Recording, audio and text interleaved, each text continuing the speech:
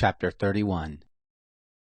Now when all this was finished, all Israel who were present went out to the cities of Judah, and broke in pieces the pillars, and hewed down the Asherim, and broke down the high places, and the altars out of all Judah and Benjamin, in Ephraim also and Manasseh, until they had destroyed them all.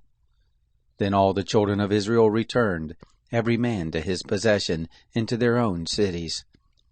Hezekiah appointed the divisions of the priests, and the Levites after their divisions, every man according to his service, both the priests and the Levites, for burnt offerings and for peace offerings, to minister and to give thanks, and to praise in the gates of the camp of the Lord.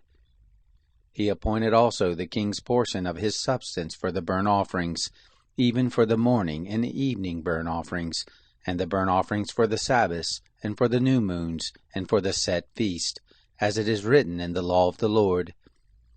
Moreover, he commanded the people who lived in Jerusalem to give the portion of the priests and the Levites, that they might give themselves to the law of the Lord. As soon as the commandment came abroad, the children of Israel gave in abundance the firstfruits of grain, new wine, and oil, and honey, and of all the increase of the field, and the tithe of all things brought they in abundantly. The children of Israel and Judah, who lived in the cities of Judah, they also brought in the tithe of oxen and sheep, and the tithe of dedicated things which were consecrated to the Lord their God, and laid them by heaps. In the 3rd month they began to lay the foundation of the heaps, and finished them in the 7th month. When Hezekiah and the princes came and saw the heaps, they blessed the Lord and his people Israel. Then Hezekiah questioned the priests and the Levites concerning the heaps. Azariah the chief priest of the house of Zadok answered him and said, Since the people began to bring the offerings into the house of the Lord, we have eaten and had enough, and have plenty left, for the Lord has blessed his people, and that which is left is this great store. Then Hezekiah commanded to prepare chambers in the house of the Lord, and they prepared them. They brought in the offerings, and the tithes, and the dedicated things faithfully. And over them Conaniah the Levite was ruler, and Shimei his brother was second. Jehiel, and Azaziah, and Nahath, and Asahel, and Jeremoth, and Jozabad, and Eliel, and Ismachiah, and Mahath, and Benaiah were overseers under the hand of Conaniah and Shimei his brother, by the appointment of Hezekiah the king, and Azariah the ruler of the house of God. Korah, the son of Imnah the Levite, the porter at the east gate, was over the freewill offerings of God, to distribute the offerings of the Lord and the most holy things. Under him were Eden, Meniamim, and Jeshua, and Shemaiah, Amariah, and Shechaniah, in the cities of the priest, in their office of trust, to give to their brothers by divisions, to the great as well as to the small, besides those who were reckoned by genealogy of males, from 3 years old and upward, even every one who entered into the house of the Lord, as the duty of every day required, for their service and their offices according to their divisions. And those who were reckoned by genealogy of the priests by their fathers' houses, and the Levites from 20 years old and upward, in their offices by their divisions, and those who were reckoned by genealogy of all their little ones, their wives, and their sons, and their daughters, through all the congregation. For in their office of trust they sanctified themselves in holiness. Also for the sons of Aaron the priest, who were in the fields of the suburbs of their cities, in every city there were men who were mentioned by name, to give portions to all the males among the priests, and to all who were reckoned by genealogy among the Levites. Thus Hezekiah did throughout all Judah, and he worked that which was good and right and faithful before the Lord his God. And every work that he began in the service of the house of God, and in the law, and in the commandment, to seek his God, he did it with all his heart, and prospered.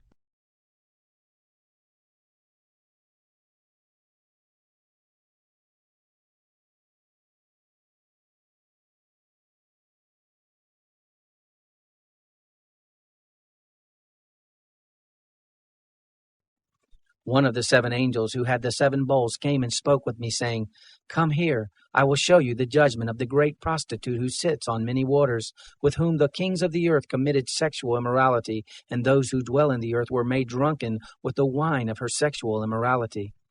He carried me away in the spirit into a wilderness. I saw a woman sitting on a scarlet-colored animal, full of blasphemous names, having 7 heads and 10 horns. The woman was dressed in purple and scarlet, and decked with gold and precious stones and pearls, having in her hand a golden cup full of abominations and the impurities of the sexual immorality of the earth. And on her forehead a name was written, Mystery, Babylon the Great, the mother of the prostitutes and of the abominations of the earth. I saw the woman drunken with the blood of the saints and with the blood of the martyrs of Jesus. When I saw her, I wondered with great amazement. The angel said to me, "Why do you wonder? I will tell you the mystery of the woman and of the beast that carries her, which has the 7 heads and the 10 horns. The beast that you saw was, and is not, and is about to come up out of the abyss, and to go into destruction. Those who dwell on the earth will wonder, whose name has not been written in the book of life from the foundation of the world, when they see that the beast was, and is not, and will be. Here is the mind that has wisdom. The 7 heads are 7 mountains, on which the woman sits. They are 7 kings. 5 have fallen, the one is, and the other has not yet come. When he comes, he must continue a little while. The beast that was and is not is himself also an 8th, and is of the 7, and he goes to destruction. The 10 horns that you saw are 10 kings, who have received no kingdom as yet, but they receive authority as kings with the beast for 1 hour. These have one mind, and they give their power and authority to the beast. These will war against the Lamb, and the Lamb will overcome them, for he is Lord of lords and King of kings. They also will overcome who are with him, called and chosen and faithful. He said to me, "The waters which you saw where the prostitute sits are peoples, multitudes, nations, and languages. The 10 horns which you saw, and the beast, these will hate the prostitute, and will make her desolate, and will make her naked, and will eat her flesh, and will burn her utterly with fire. For God has put in their hearts to do what he has in mind, and to come into unity of mind, and to give their kingdom to the beast, until the words of God should be accomplished. The woman whom you saw is the great city, which reigns over the kings of the earth."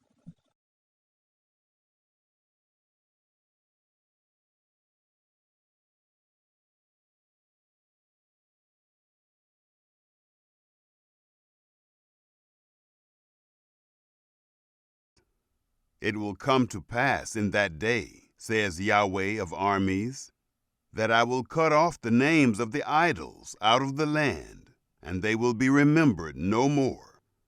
I will also cause the prophets and the spirit of impurity to pass out of the land.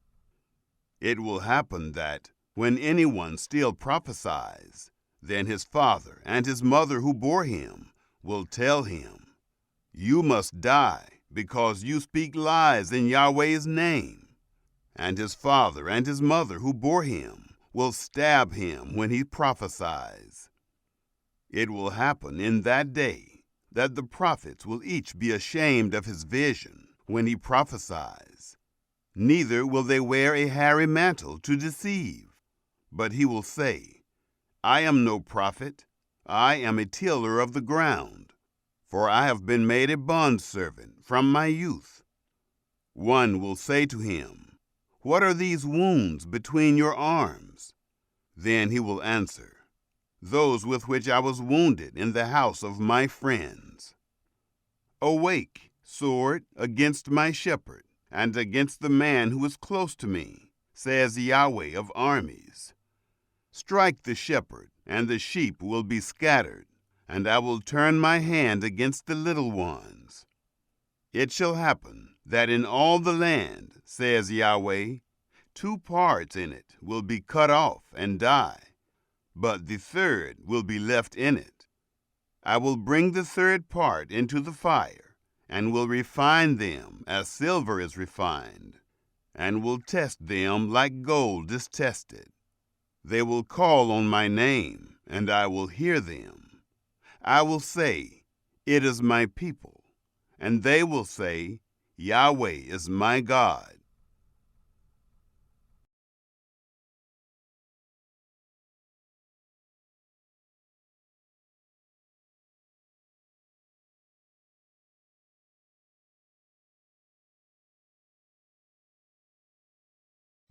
These things have I spoken to you, so that you wouldn't be caused to stumble. They will put you out of the synagogues. Yes, the time comes that whoever kills you will think that he offers service to God. They will do these things because they have not known the Father, nor me. But I have told you these things, so that when the time comes you may remember that I told you about them. I didn't tell you these things from the beginning, because I was with you. But now I am going to him who sent me, and none of you asked me, 'Where are you going?' But because I have told you these things, sorrow has filled your heart. Nevertheless, I tell you the truth. It is to your advantage that I go away. For if I don't go away, the Counselor won't come to you. But if I go, I will send him to you. When he has come, he will convict the world about sin, about righteousness, and about judgment. About sin, because they don't believe in me. About righteousness, because I am going to my Father, and you won't see me any more. About judgment, because the prince of this world has been judged. I have yet many things to tell you, but you can't bear them now. However, when he, the Spirit of truth, has come, he will guide you into all truth. For he will not speak from himself, but whatever he hears he will speak. He will declare to you things that are coming. He will glorify me, for he will take from what is mine, and will declare it to you. All things, whatever the Father has, are mine. Therefore I said that he takes of mine, and will declare it to you. A little while, and you will not see me. Again a little while, and you will see me. Some of his disciples therefore said to one another, What is this that he says to us? A little while, and you won't see me, and again a little while, and you will see me. And, because I go to the Father. They said therefore, What is this that he says, a little while? We don't know what he is saying.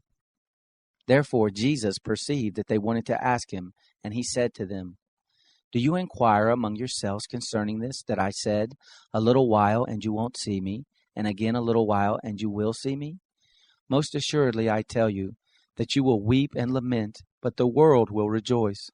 You will be sorrowful, but your sorrow will be turned into joy. A woman, when she gives birth, has sorrow, because her time has come. But when she has delivered the child, she doesn't remember the anguish any more, for the joy that a human being is born into the world. Therefore you now have sorrow, but I will see you again, and your heart will rejoice, and no one will take your joy away from you. In that day you will ask me no questions. Most assuredly I tell you, whatever you may ask of the Father in my name, he will give it to you. Until now you have asked nothing in my name. Ask, and you will receive, that your joy may be made full. I have spoken these things to you in figures of speech, but the time is coming when I will no more speak to you in figures of speech, but will tell you plainly about the Father. In that day you will ask in my name, and I don't say to you that I will pray to the Father for you, for the Father himself loves you, because you have loved me, and have believed that I came forth from God. I came out from the Father, and have come into the world. Again I leave the world, and go to the Father. His disciples said to him, Behold, now you speak plainly, and speak no figures of speech. Now we know that you know all things, and don't need for anyone to question you. By this we believe that you came forth from God. Jesus answered them, Do you now believe? Behold, the time is coming, yes, and has now come, that you will be scattered, every one to his own place, and you will leave me alone. Yet I am not alone, because the Father is with me. I have told you these things, that in me you may have peace. In the world you have oppression, but cheer up. I have overcome the world.